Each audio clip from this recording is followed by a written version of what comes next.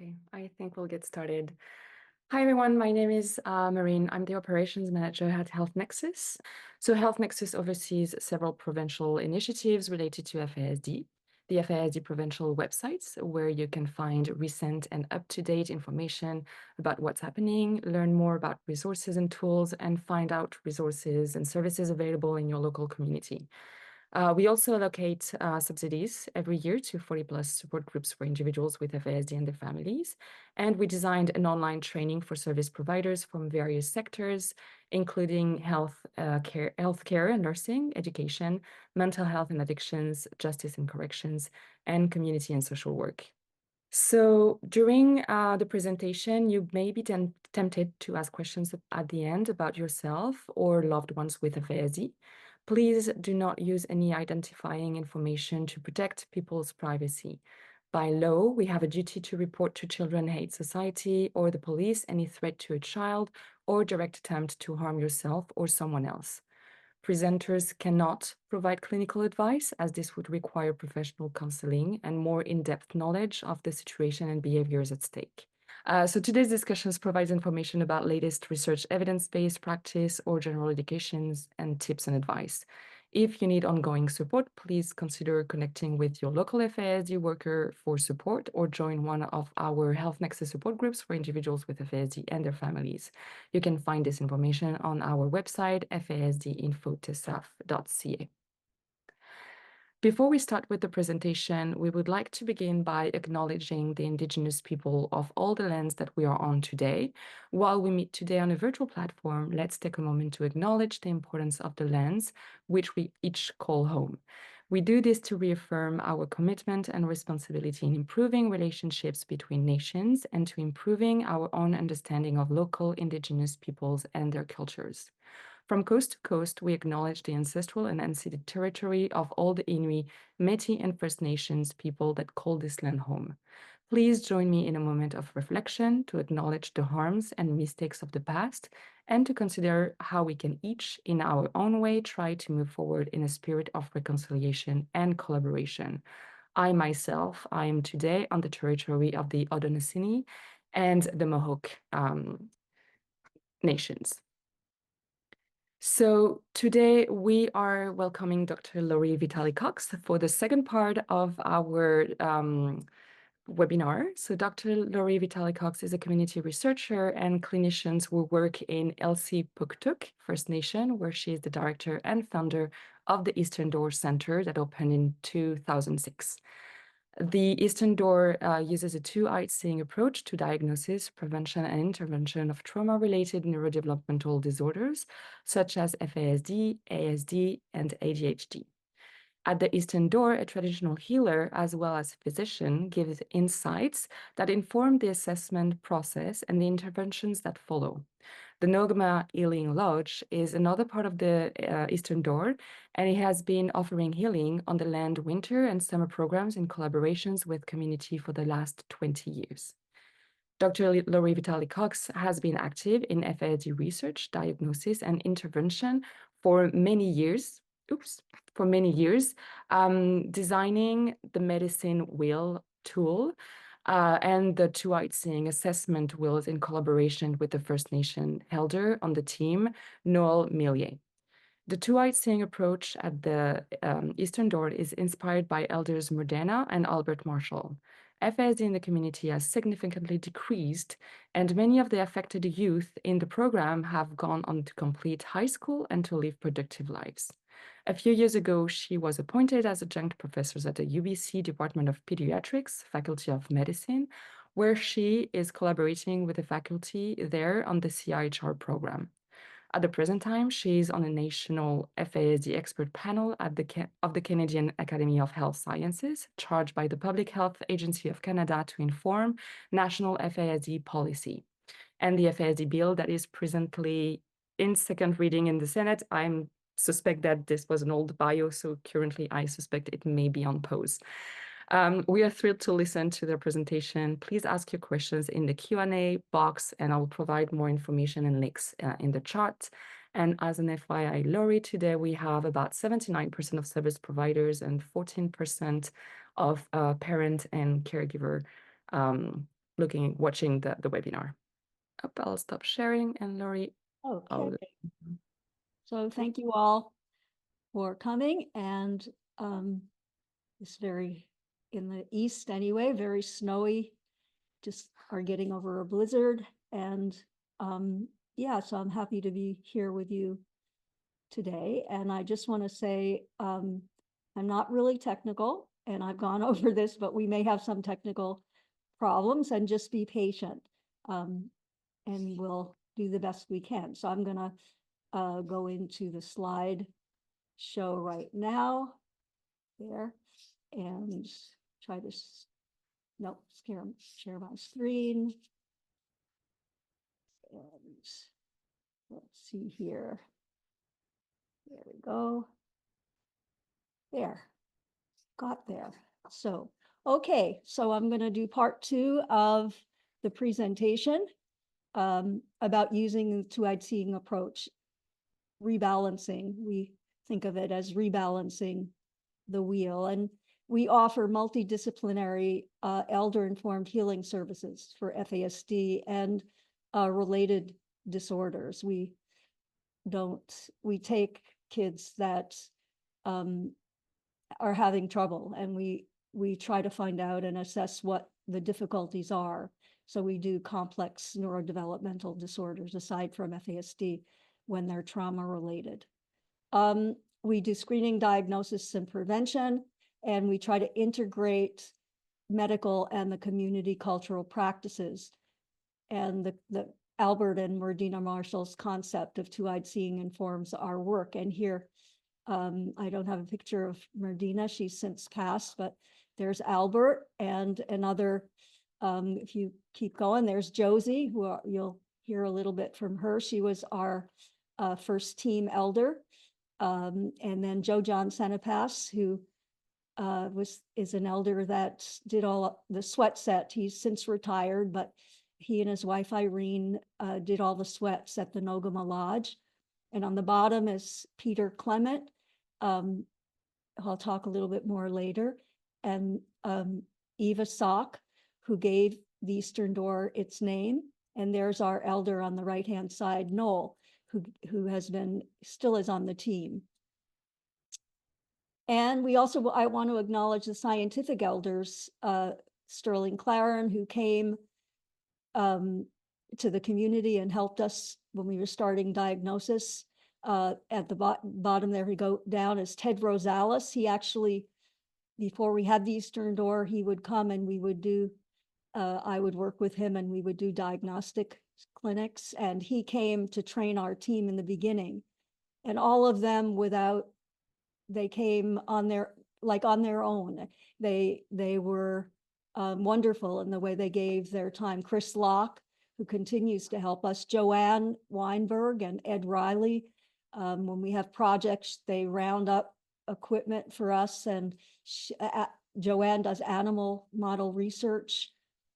And then Ann Streiskuth, who is in the original team at Seattle, and I visited her and she really helped in getting us started, all of them. And in Eastern Door, we think of the diagnosis as a doorway to well-being and a way that we can connect to services and supports for individuals and families that are living with FASD. And we feel that, and we know that this will change outcome for individuals, families, and communities.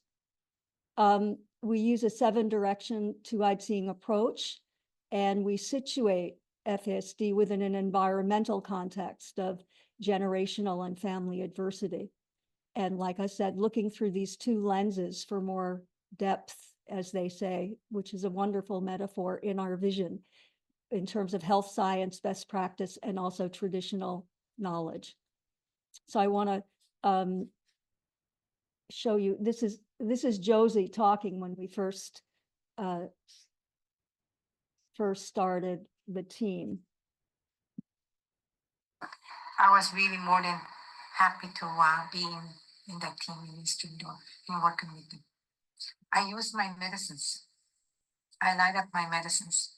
So we do our cleansing. We clear our minds, clear our ears. We're going to work, but we're going to but the kind of words we're going to be hearing and the kind of words we're going to be putting in paper for these recommendations for this child. And I pray in my own language. When I say it in my own language, I know it comes from the heart. It doesn't come from up here. The eastern door. Whoops. How do I go back? Do X or Control. Where? You just press X. X, okay. I cut that a little bit short. I'm sorry, I'm just again, but she, you know, was an inspiration for us. She's since retired. In the first part of the webinar, we discussed how the healing approach was working in the personal lives of individuals. And we looked at research evidence from a 20-year prevalence study of FASD in the community. And we found that there was a drastic, using this approach, there was a drastic increase in terms, almost in half. And in terms of FAS, because the parents were getting the information early, we don't see FAS anymore in the community, where in the beginning, there was more than 5% of the kids were diagnosed. We've seen the youth suicide rate decrease, youth high school graduation rate increase, the community-based services and specialists are more available. We did training for school, health, and justice professionals, earlier interventions, and the youth trouble with the criminal justice system has been significantly reduced. Also, the stigma of FAS reduced. And this really is a unique success story. If you look at the research, there's not much research about communities where the prevalence has gone down, and all of these, it's made a difference. Not to say that interventions and preventions haven't been working, but just it's the community system and the collaboration of folks. And I think it's why in the TRC, they asked for indigenous forms of prevention and diagnosis. I think it works. It really works when you do two-eyed seeing, where if you come in and you just do diagnosis, it just isn't the same. You know, you need to have a system kind of approach, a holistic, a lifespan approach to it. So in this part of the webinar, I'm going to discuss our model of healing and also the medicine wheel tools, because I think there's access to them on our website, so they're free for downloading, and I think they might be helpful for any of you that are involved in this work.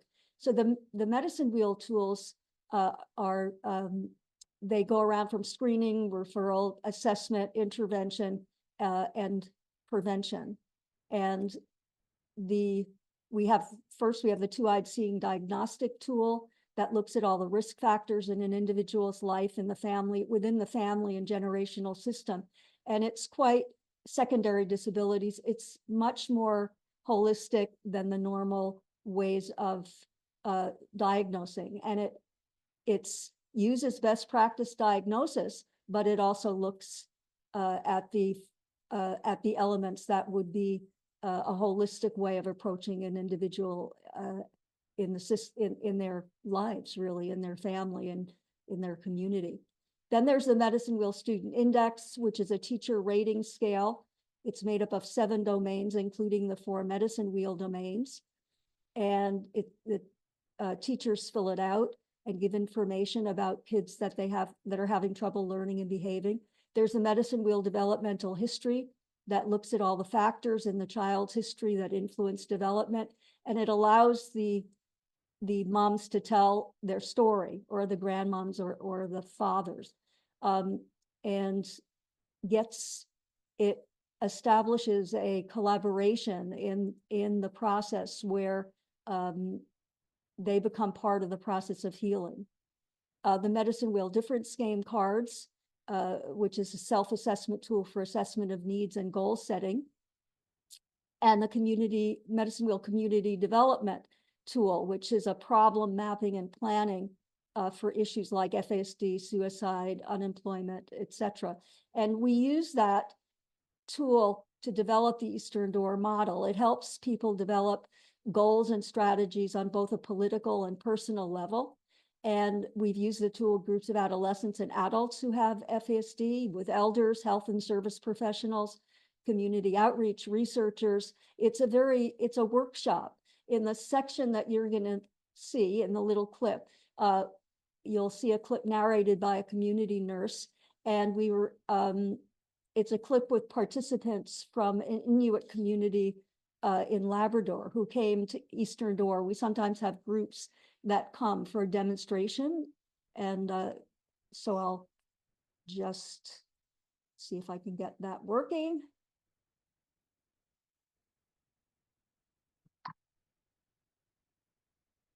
It happened. Stop it,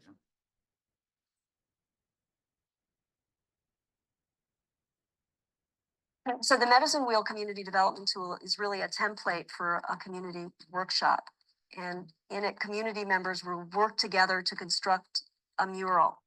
And they do a visual mapping of their community's needs and strengths in relation to a particular community problem that they want to solve. The Medicine Wheel Community Development Tool has been, I think, a great asset in helping communities identify the strengths of their community. We often are told in communities that we have a bunch of needs and that there's all these gaps in services. But the benefit of the community development tool is that it gives us a visual representation of how our community is affected by whatever's going on currently. It identifies for us some of the barriers in terms of why we're not able to move forward with a particular issue and what's keeping us from moving forward.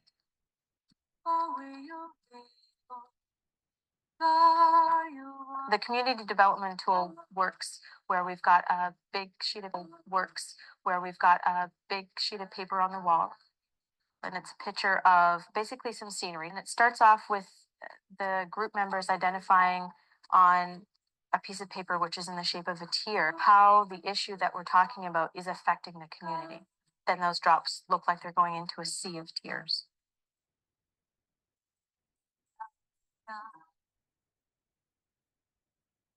Then the participants identify some of the barriers. So we've got pictures of boulders, and they write on those boulders the barriers that they're running into when it comes to actually addressing and making a difference for this issue. The participants also they've got some animal, including some fish and moose and bear, and they identify in the community what are the strengths that are going to help us move forward and move beyond these barriers to make a difference and get to our vision.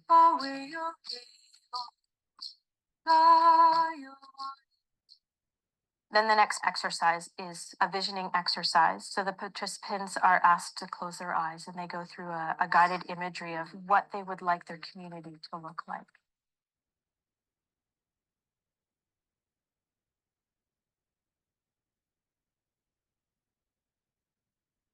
I'd like you to take your visions of the community, a community that's healed, and I'd like you to come up and place it right above the sea of dreams.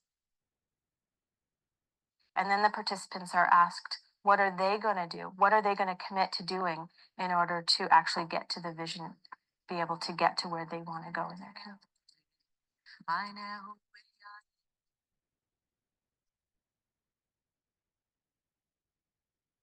And it's available free for downloading, and it has all the instructions and the templates. And people have found it helpful.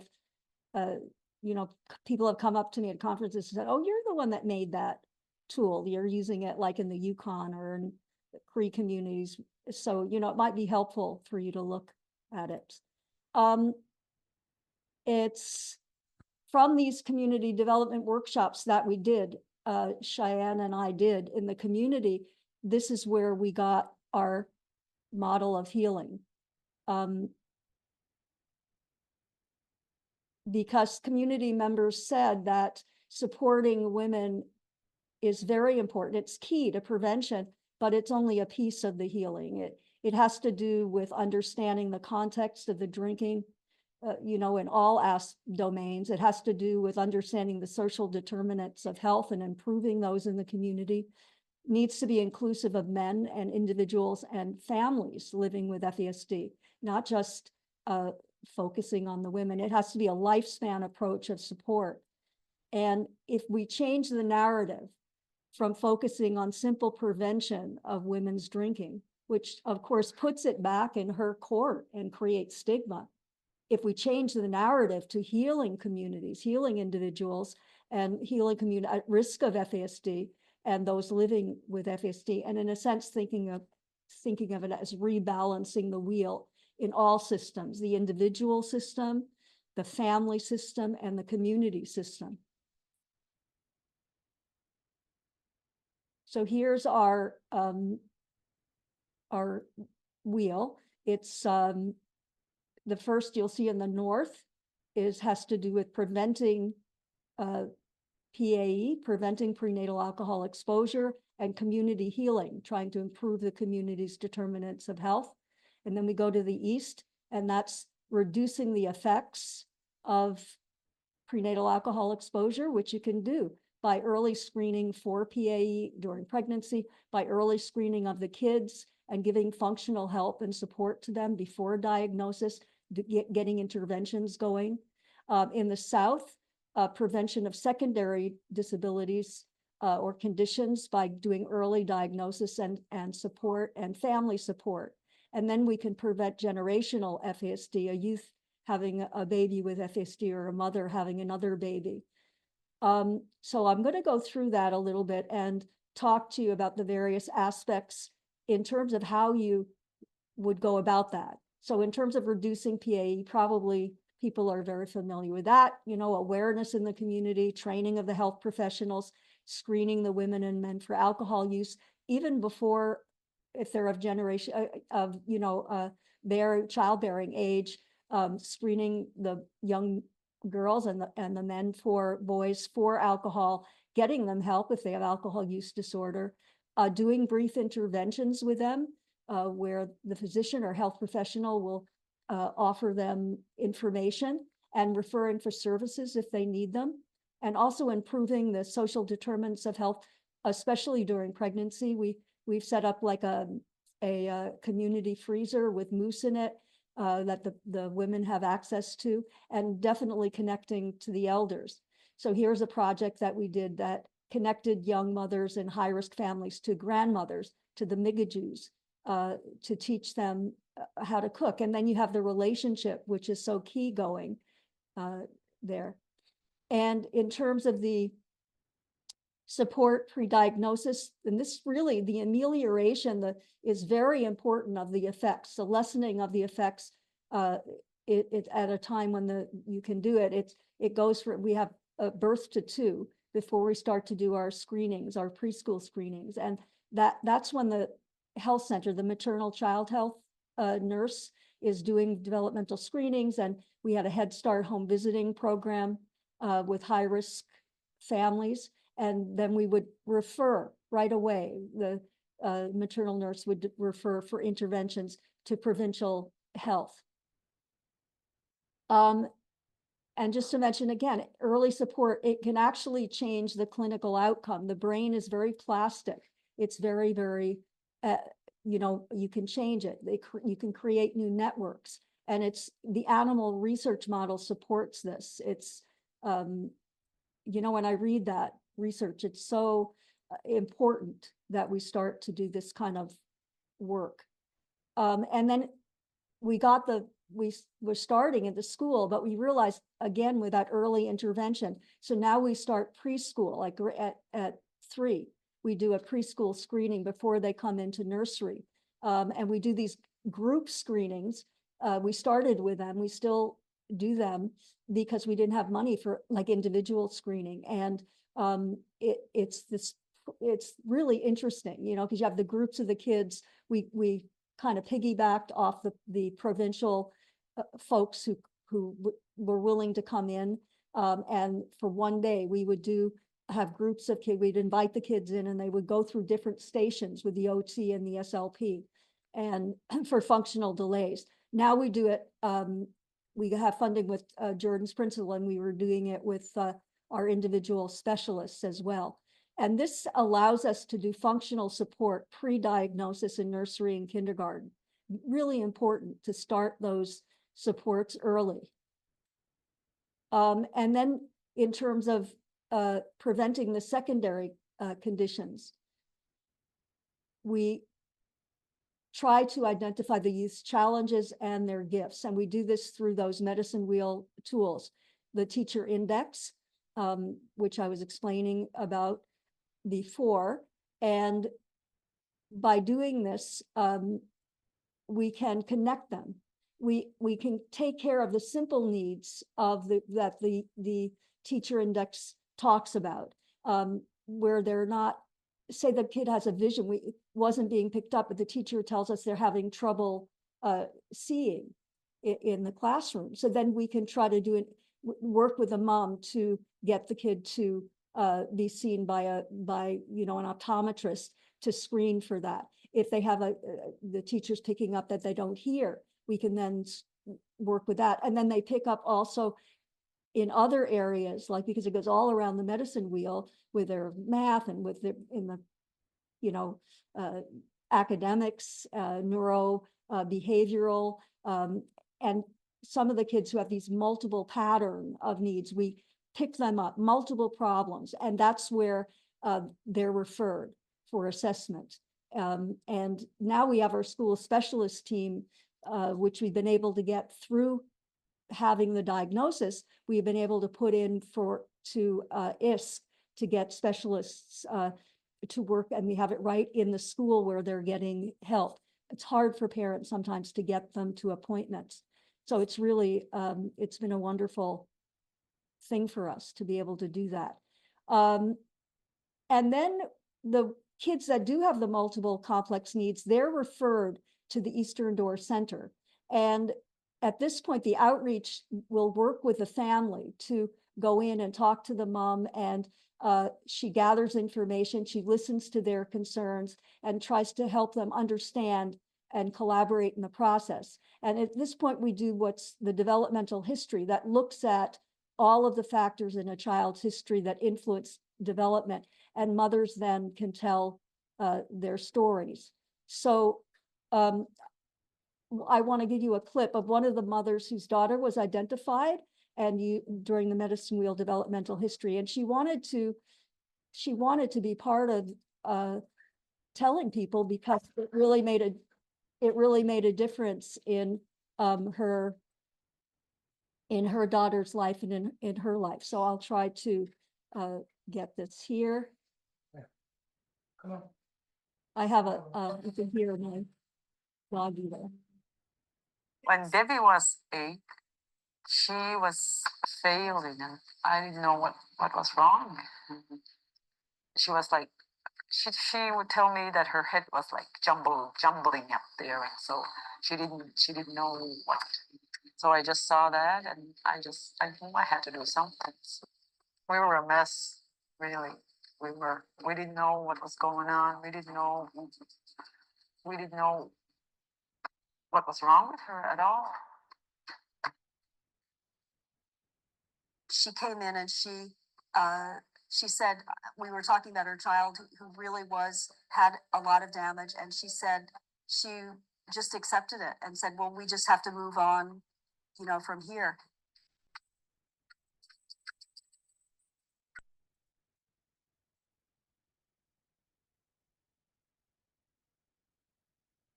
So when the doctor came at the school, she checked her over, and she diagnosed her, and said that she was FASD. It was like a pinpoint of that in her life, that we knew what was wrong with her. Now we could do something about it. We can start, at least. I didn't tell Debbie for a while until I got used to it first. I had to accept it too. So I had to tell her maybe a couple of years later, because it took me quite a while really, to say that I did this to my daughter. when she was diagnosed, and they told me all this stuff and that what had to be done for her and stuff. And when we sat down and did it, but it really worked. And we needed that because we were like all a mess. So I even started crying when she was doing her math and started reading because I didn't really expect her to be doing that for quite a while.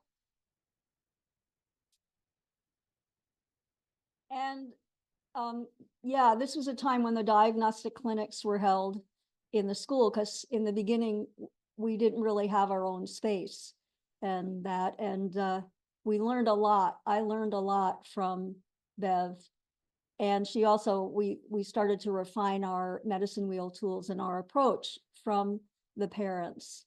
And we also had help from the scientific elders and a group of Indigenous elders from all over the country, because they were, the tools were chosen by the Public Health Agency of Canada to be part of the National Screening Toolkit. And at that point, they got together and they really helped, you know, the Indigenous elders and the scientists got together and helped me, you know, really refine things. And the way I asked questions, it really was a wonderful experience. And we began to realize, though, through all of it, that we needed a more holistic approach to assessment and diagnosis. And the work was just beginning, you know, because the diagnosis, the diagnostic systems are very limited. You know, and so our team elder, Noel, he was really the inspiration for it. We were doing a diagnosis on a child who had just lost her grandmother who she lived with, and he looked at, when it was his turn to speak, he looked at us and he said, "Did you ever consider grief? You know, deep-rooted grief." And it was like a light, you know, went on, and I realized that was nowhere in there, you know. Trauma was nowhere in there. It was just pure, you know, the alcohol and the prenatal alcohol and the facial features, etc. And so that's when I went home and I stayed there working on this constantly. It's gone through a lot of, you know, generations of it. But right now you can, I don't know if you can see it, but on the one of the sections, it has the, you know, you would go through the regular CNS domains, you know, the neuroanatomy, neurophysiology, and it fits with all of the systems. The regular, it's half of it fits with the diagnostic systems. And the other half looks at other risk factors, and also the little tiny small boxes that you see on the top, that's going back generationally. So you can see generationally, has there been you know, attachment disorder? Has there been mental health problems? Has there been addiction problems in the family? Has there been trouble with school, trouble with the law? And you can see for many of the families, there's really a need for family healing. And a lot, I put residential schooling in it because a lot of it is coming from the residential and day school, which started to separate and dislocate people and disconnect people in a sense from themselves, because in a way the alcohol was it's not native like to the people who were living, the Indigenous people. It was brought here as part of a way of disinheriting, disconnecting themselves. It's a, you know, and I see it as when the mom drinks, she may not know she's drinking, but it disconnects her. It's a series of relationships that are being disrupted and dysregulated. You know, and I find it helpful to look at it in that holistic way. And it also considers paternal alcohol and other exposures and genetics, nutrition, very important in it. And I think when you look at it this way, again, the mother's drinking, if you look over here, it's only one small part of this whole circle, you know. And I think it's important, again, that even will reduce this stigma of it, because you can see that there's other issues you know, in there. So it takes in family adversity, nutrition, as I was saying, and it also gives us an insight into the strengths when we do the assessments of the CNS, the central nervous system. We can find what the kids' strengths are as well as challenges, so we can work with those. And this whole process it puts down the areas that we need to advocate, to support, to have the appropriate supports and interventions that we can make available for the youth and for the family. And we try to engage the youth and the family in that process and in the case planning process as much as we can. And we have another tool for that, that's called the medicine wheel difference game. And the difference game came out of the Therese grant. It came out really of an index that was created by two psychologists, and then she put them in from PCAP. She put them into an adult version of the cards, and we worked with elders, and we have a sort of a culturally rooted way of doing this kind of self-assessment and goal setting. And we also developed the youth version of the cards, and we use it to get input from the youth themselves, because their voice was nowhere in the assessment process, to try to help them identify and have the diagnostic team understand what their perception was of their needs. And then they also set goals. We also use it with the parents. I'm going to try to show you we're putting it, it's on the website, and we're getting a digital version of it going that will be able to be played remotely. And so here, I'm just going to put this in here, and you'll see it's really kind of cool. And you can see on the cards that they have all different kinds of things on it. People didn't tease me or bully me. Let's see if I can get this going. And you put them in the different boxes. People like me more, and you can work with the kids to help support them. People weren't angry at me, and it's a very useful tool. And then it goes into it even goes into the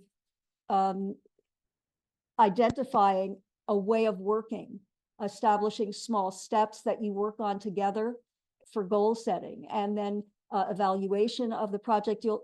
If you want to take a look at it, I think you might find it you're interesting. And again, it's all there, free for downloading and free to use.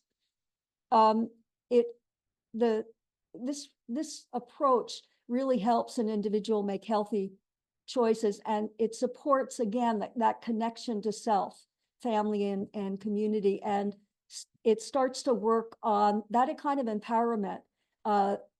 It reduces the risk when you work with a child through their lives and give them the kind of support they need. It reduces the risk that they're going to have a baby with FASD.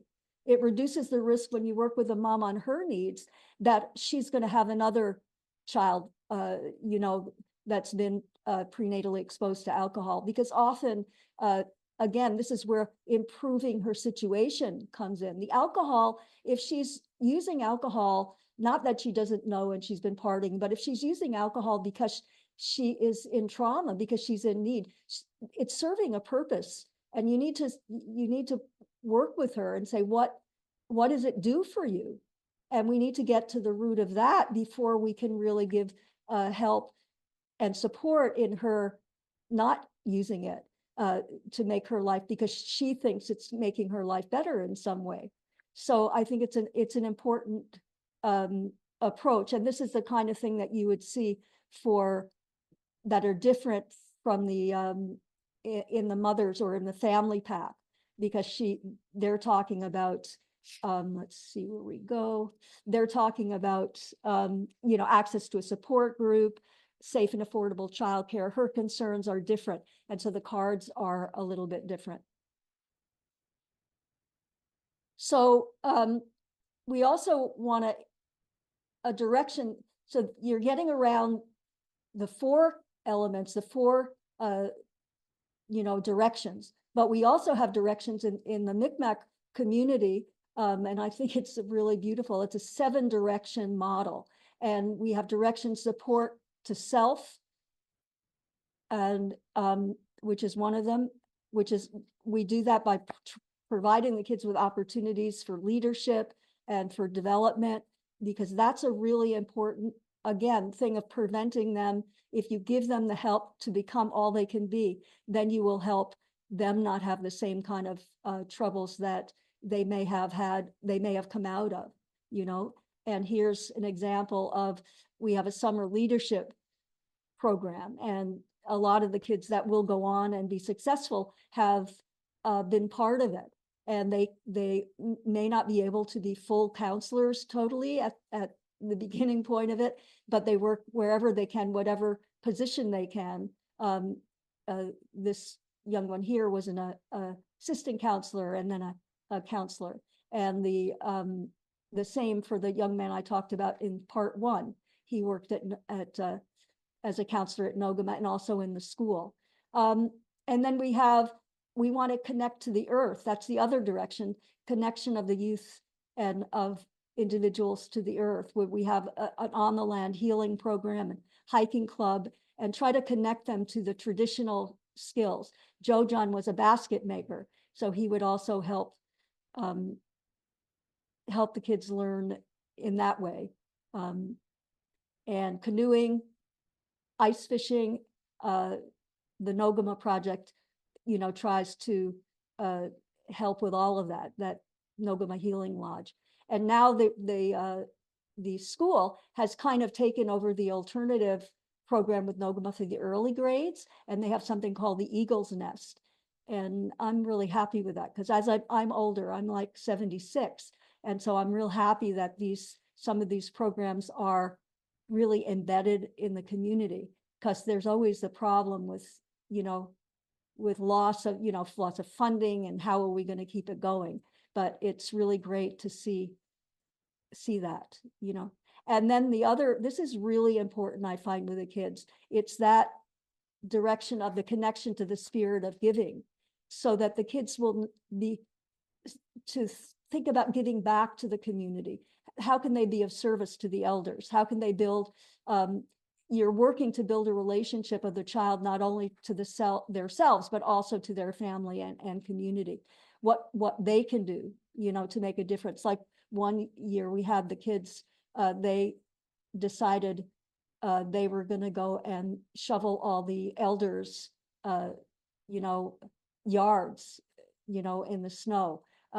It's really nice to see them, do that. What can they do to make a difference? And when we did the medicine wheel tool with them, that was part of where when we did the medicine wheel community development workshop with them, that was part of where they go, because at the ending it, what can you do? And I think it doesn't matter, what position. I found it doesn't matter what position people are, whether they're psychologists, whether they're a policy person, a teacher, a parent. Whatever position you're in, you can make a difference. You can do the support, you can form the relationship.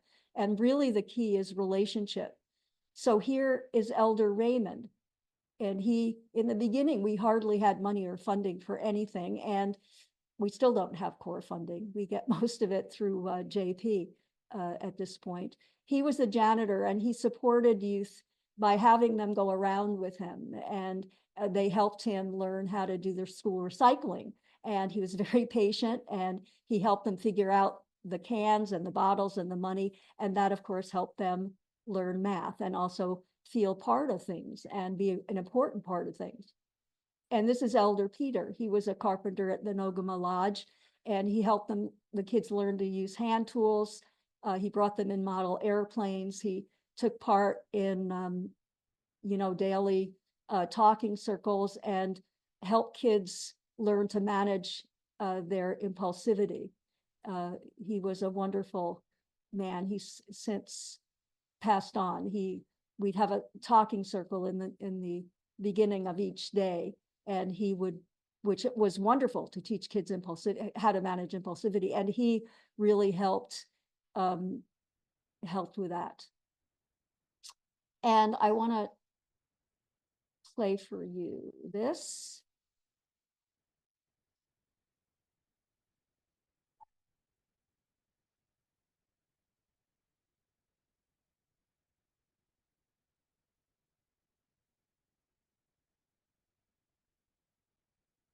When we walked in there and they told me what the diagnosis was, it was just like a relief for me that it had a name.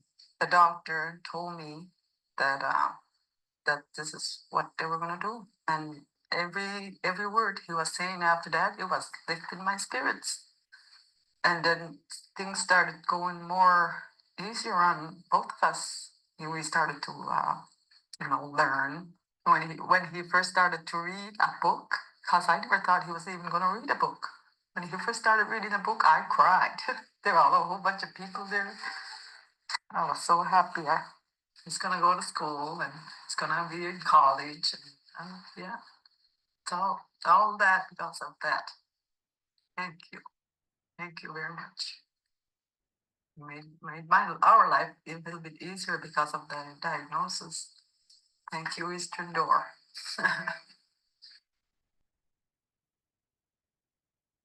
And so I wanted to tell you a little what happened with her daughter. After attending Nogama, she transitioned into high school and graduated grade 12, and then attended the prom with her friends. I have the image of her in her prom dress, getting ready for prom. And she's now in a relationship. She's working at the local store. She just had her second baby. She doesn't use alcohol. And it was really the diagnosis, but also Bev, because we helped Bev understand. And then she helped her daughter learn to bake bread, do beading, breed budgies. The house was filled with birds, and to grow into, like I said, all that she could be. And I want to leave you with this, because I think it's really important that we support youth with FASD in learning how to be joyful. A couple of questions that we've received are actually quite similar. It's in regard of whether or not it's acceptable for non-Indigenous professionals to utilize your tools with non-Indigenous clients. Oh, for sure. You can vary. Like I've adapted the tools for all sorts of places. The Indigenous culture is amazing it's the spiritual, it's the way of looking at the world that I think the mainstream society could learn a lot from. And so any of the, just like the diagnostic systems that are from the mainstream can help Indigenous communities, Indigenous ways of looking can help the mainstream. In fact, if we don't have a more, from my point of view, if we don't start looking at in the mainstream in a more holistic way, we will risk, losing a lot, in terms of the environment, because the earth is real. It's not abstract. It's not something that's lifeless. And that's one of the kinds of gifts. But yeah, the tools have been like in an Inuit community that didn't want the medicine wheel. I did it with a northern circle instead of using in the workshops like the metaphor of eagles. Their birds were like, in this one community was geese. Everybody, you can take the idea, you can take the way of approaching that holistic way and frame it so that the main thing that all of us are concerned with is the spirit, to help the spirit of the children so that they can be, so they can grow into all they can be, just like a little plant. And I think that's cross-cultural, myself. Thank so you. they're free to use. And if you are going to adapt them, take care in terms of adapting them, because they're actually scientifically based, a lot of them. And but you can adapt a lot of the metaphors of them. But the process, you know, like the difference game, you're not going to adapt that and put something in it that's impossible to achieve. It has to be something, a goal that the kids can actually, you know, work on. But anyway, I hope that answers it. Thank you, Laurie. Yeah, and a follow-up to this was just like the worry about some participants about cultural appropriation, but I think you kind of mentioned this, that, you know, you can respect the tool originally, but just make it yours. But yeah, and I don't think you know, Noel, our team elder now, they came and looked at what we were doing at Eastern Door, and he's now goes down in the mainstream in the Center of Excellence that serves all of New Brunswick. And, you know, I don't think he would say, if you steal that inspiration that you had when you created that diagnostic tool, I don't think he would say, oh, that's stealing. The elders are much more, they don't get involved in that. They'll help anyone, you know, whatever. That's what I found anyway, you know. thank you, Laurie. We've received also a quite similar question, but it's in regard to whether or not children and families that are eligible for the Eastern Door have to be Indigenous. The Eastern Door itself basically just serves Elsa Buktuk, but I do help if somebody contacts me, like we've done diagnosis for people right now. We're involved in a diagnosis that we did of a girl in Membertou, but she was also Indigenous. We don't have enough, like I said, we have no core funding, and it's difficult. We can't even do adult. We do like 18 plus, and we try to do whatever we can, and I try to arrange it. But again, there's the funding limitations. It's expensive to have the assessments, and we do an assessment that really is best practice, whether it's in, you know, it's best practice in medicine, you know, as well as then in the Indigenous. It's not just an elder that comes in and just says the prayer. It's an elder that really has experience in healing and is able to do that, you know. And I think that's, you know, I think that's what we need to do is try to get this way of looking at this holistic assessment into the mainstream. I'm going to be, you know, presenting on it, writing an article about it. It's a way of looking at things that includes the family. It includes secondary conditions. It includes all of the risk factors. That's not just Indigenous. It's just that's a way of looking that makes sense. You know, diagnosis means through knowledge. It comes from the Greek, through knowledge. Gnosis is their word for knowledge. We want all we can know in order to help somebody, in order to treat. There's no treatment like medicine for FASD. But if we're going to do healing, we need to know all of the things that are the adversity, all of the things and the factors going into the problem, so that then we can support in ways. That's why it's a support, it's an approach to intervention that will encompass all those factors. It's not just a thing, go in, get the diagnosis and go out. That's unethical, especially with something like FASD. It's unethical to do that. You know, we need to try to work so that we can give the interventions and support the kids need in all of the systems and include the family in there. If you don't heal the family, how are you going to heal the kid? You know, these kids that have had success, it's been the mothers and the families that have been part of the process that have done that.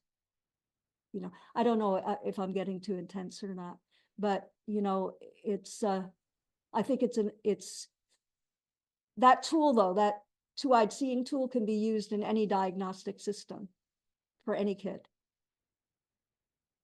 Thank you, Laurie. You mentioned a couple of times the word healing.